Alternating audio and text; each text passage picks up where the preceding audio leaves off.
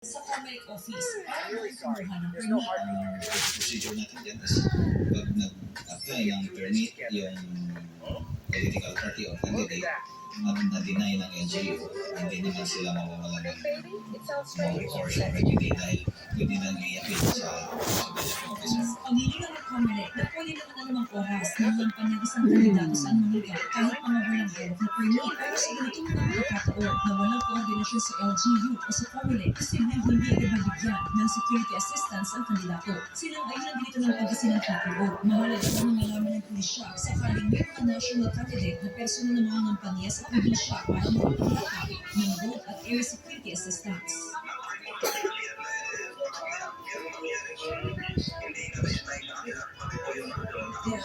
Kasama si Daryl Peralta, Jasmine Gabriel Galbao, One North Central Luzon. 2.3 billion pesos na halaga ng traktora mula sa GP kasama sa grupo ng mga magsasaka sa mga Pangasinan. Sinipiso